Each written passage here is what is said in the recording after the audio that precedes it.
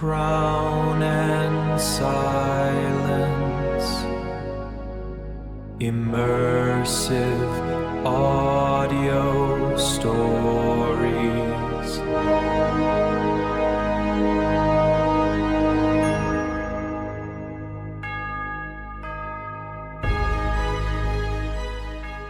Hi, my name is Mikael, and a warm welcome to the channel. This is part 2 of the exciting story An Law and Hand. I want to emphasize again that I am the creator and choose to make a YouTube channel to share with me in a new way. Now we are starting again. Enjoy. The smile carried no warmth, only a cold satisfaction. Like a door closing shut on whatever it was meant to keep inside. "Welcome home, Miss Grace," she said quietly. The words landed with the same weight as a lock being turned. "Your new life begins now." And in that same moment, Lily felt something tighten inside her, as if the very air in the carriage had drawn itself around her chest. The carriage stopped with a grinding groan against the gravel, a sound that cut through the afternoon stillness like a warning. The coachman opened the door without looking at her, like a man who had done this 1,000 times and knew that words had no place here. Lily stepped down into the sharp cold. The air hit her like a well-aimed hand. What she saw stopped her breath, not from admiration, from pure, quiet astonishment. What rose before her was no manor house, not even a palace. Ashford Hall grew up out of the earth like something ancient, built from dark red sandstone that had drunk centuries of rain and grief. The walls carried a weight as if they were holding the sky in place by sheer stubbornness. The towers cut up through the low grey sky, narrow, relentless, like spears aimed at an invisible enemy. And the windows, set deep into the stone, hundreds of dark openings that did not stare at her, but watched her, silently, without mercy, as if weighing her worth before she had even finished drawing breath. The gardens stretched out in long, strict terraces, as if the earth itself had been forced into order. The roses bloomed despite the cold, deep red, almost black in the fading light, as if defying the season out of sheer will. The hedges had been cut with a precision that bordered on obsession, not a single leaf out of place, as if someone had used the blade instead of shears. The only sound was a lone fountain somewhere in the distance, and its murmur carried something cold within it, less like water, more like a low, persistent whisper. The contrast with Whitechapel struck her like a blow to the chest. The air here was clean in a way that almost hurt. It carried the scent of damp earth and the heavy sweetness of roses. So foreign it felt stolen. Back home, the air had been thick with coal smoke, sour ale, and the metallic taste of fear that lingered in the alleyways long after dark. The ground beneath her now was fine crushed gravel, whispering under her shoes. Not the black, sucking mud of Thaw Street, that held your feet as if it wanted to pull you under. Her small cardboard case hung in her hand like a shameful relic, a piece of the misery she was carrying with her, into a world that would never let her forget it.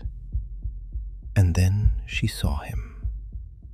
He stood in the rose garden, half hidden by the dark bushes, in conversation with an older man in an apron, Lord Edmund Harrington. His figure was tall and heavy in the tweed coat, a man who carried his own silence like a weapon. There was something immovable in his bearing, as if the ground beneath him were holding its breath, as if he did not live here, but belonged here. Suddenly he turned, quickly, precisely, in a way that barely looked human, as if he had not reacted to a sound, but to a shift in the air itself. His gaze found her directly, across the lawn. Dark eyes, sharp as honed steel. Eyes that did not merely see her, but measured her. They moved over her worn dress, her dirty shoes, her rigid posture, and she felt it, something cold and invisible, drawing a line, slowly, along her spine. It was not a gaze she could hide from. It was a verdict. He began walking toward her without a word, and there was something in the way he moved that made the air pull back, as if the world were making room for him. Not a lord's walk, not the slow, self-satisfied stroll of a wealthy man. This was something quieter, more concentrated, like a man who had never once doubted where his steps belonged. The gravel crunched beneath his boots, muffled, as if even the ground were trying to be still before him. Lily did not move, not out of courtesy, out of pure instinct. A wave of smallness washed over her, cold as the wind, a dirty sparrow before a hawk that had already chosen where to set its claws. He stopped just 1 meter away, and though she tried to keep her eyes down, she could feel his presence like warmth against her skin, as if something larger than herself were standing far too close. "You must be Miss Grace."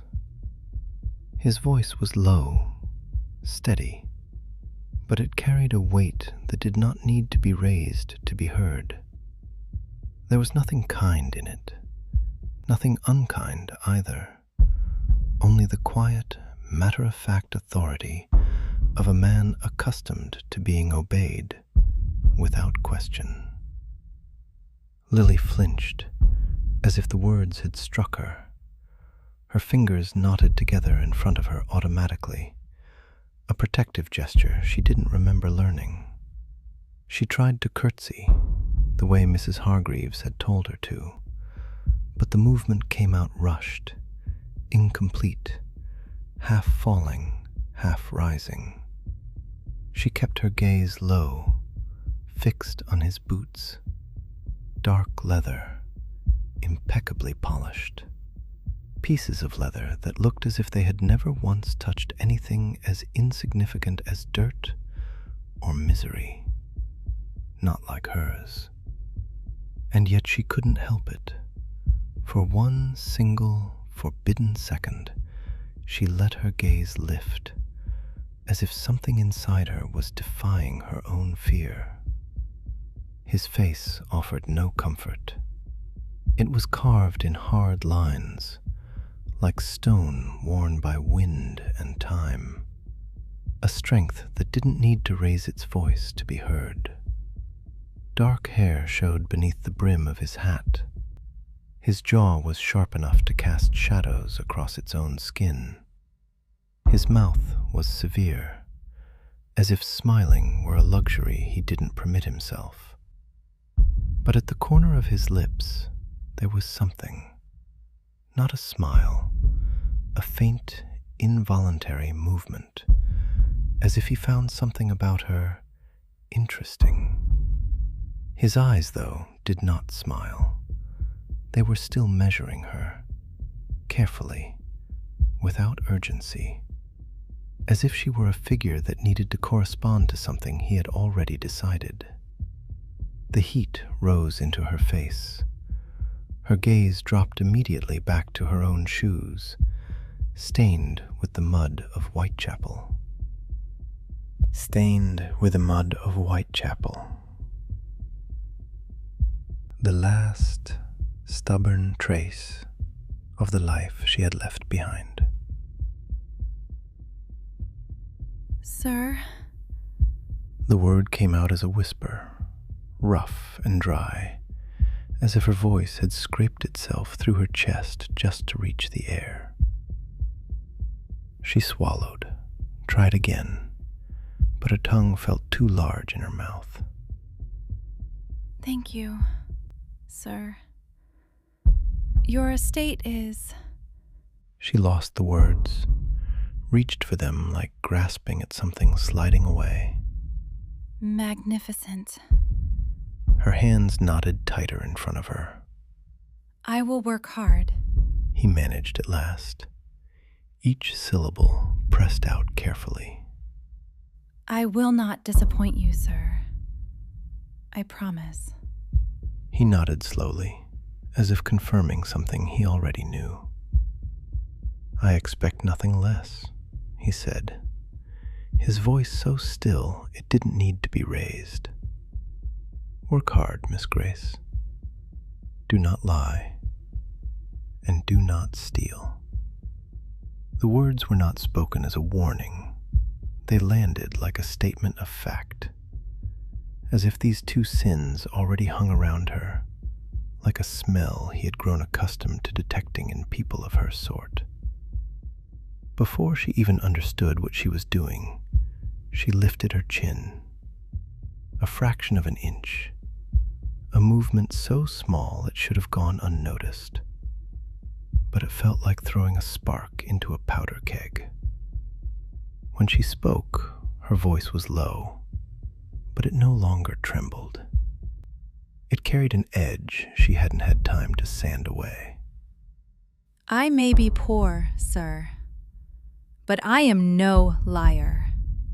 A beat of silence, as dangerous as a heartbeat held too long. And I am no thief. I have never taken anything that was not mine. The words hung in the air, cold, motionless. The silence that followed was not merely heavy. It was ice cold, dense, as if the entire courtyard had stopped breathing. And in that same moment, she understood what she had done. She had answered him. She had contradicted a man who was not accustomed to being contradicted. Her head dropped immediately, almost as if someone had grabbed the back of her neck and pressed it down. The shame hit her so hard it made her dizzy, a heat spreading across her cheeks in fast, burning pulses. I only meant... The words cracked between her lips, dry, worthless. Yes, sir. I understand. I will work hard. Silence. She didn't dare look up, but she felt the change in him anyway. That faint movement at the corner of his mouth was gone, erased, as if it had never existed. He let his gaze rest on her for one long, deep second, so still that she could hear her own blood in her ears. Then he turned away. Nothing more, no whisper, no reprimand, just a quiet retreat, as inevitable as a door slowly closing behind you. The moment Lord Harrington turned his back, a hand seized her arm. Quick, precise. A hand made for controlling rather than holding. Mrs. Hargreaves' fingers cut through the fabric, hard as iron beneath the thin cotton. The blow came before Lily could blink. Not an open strike, the sharp, merciless edge of the housekeeper's glove. It was not the pain that hit her, it was the humiliation. The dry, cold shock of it, burning itself into her.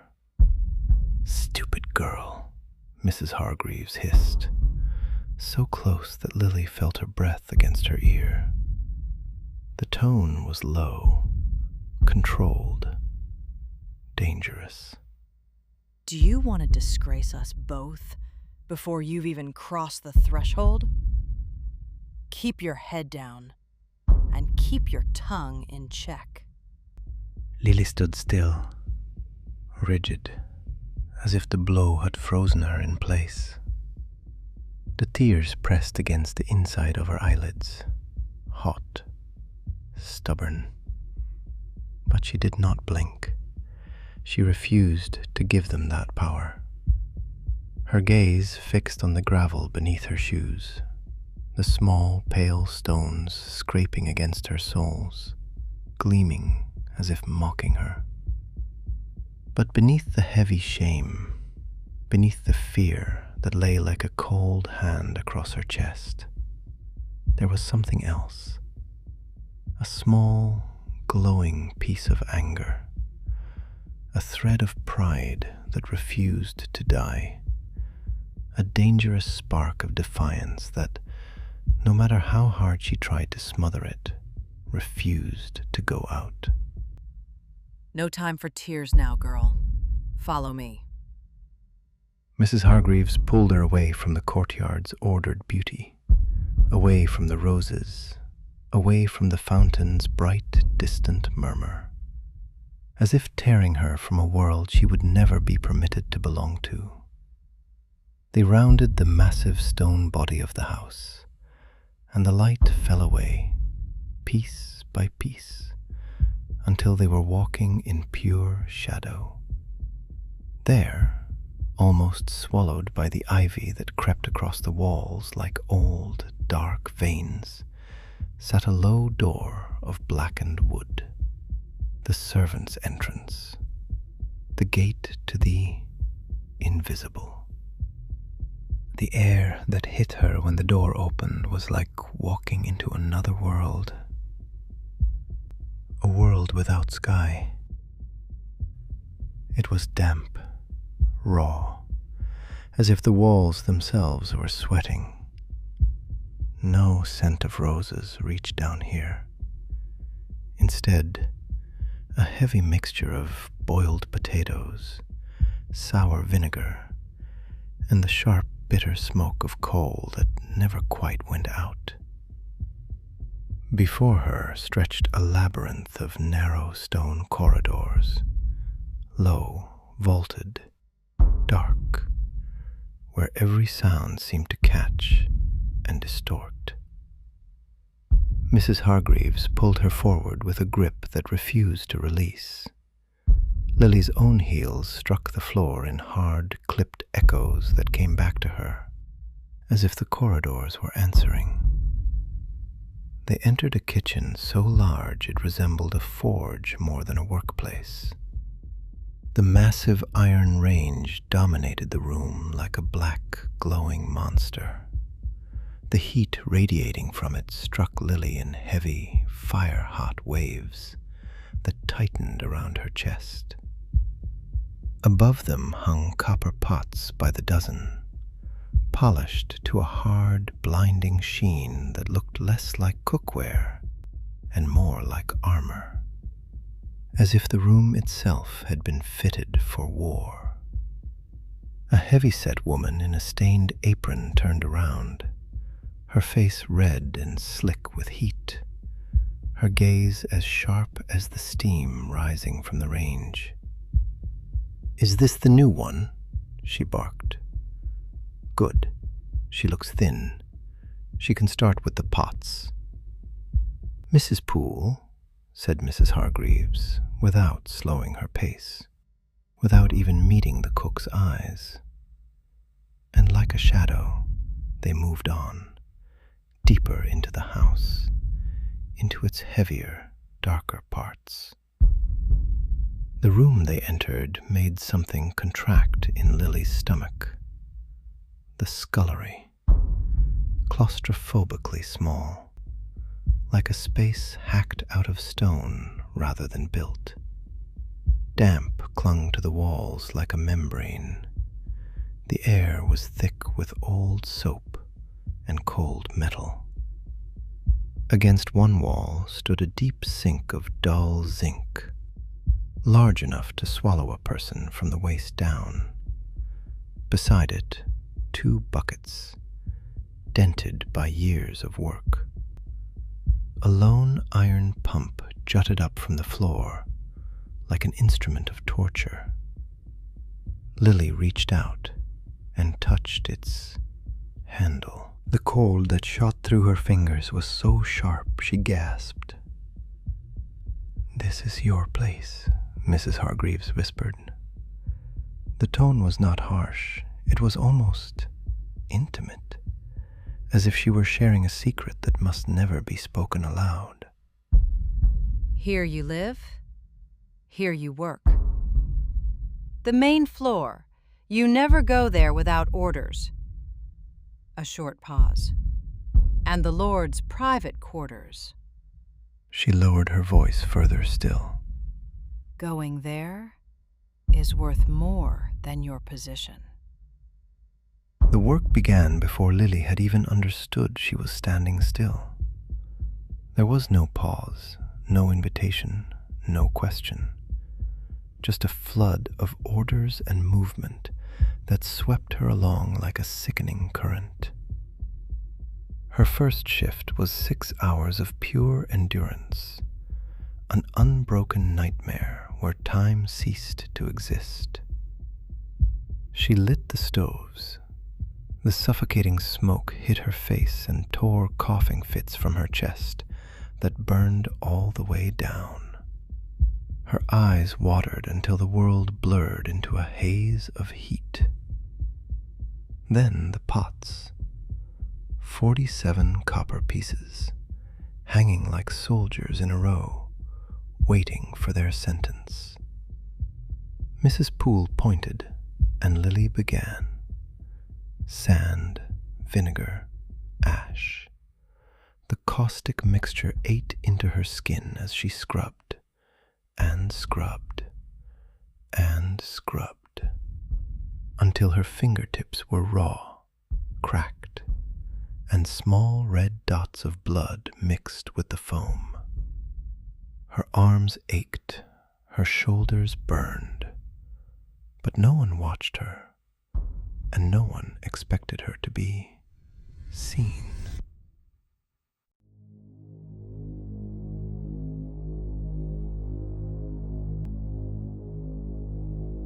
Crown and silence, immersive audio story.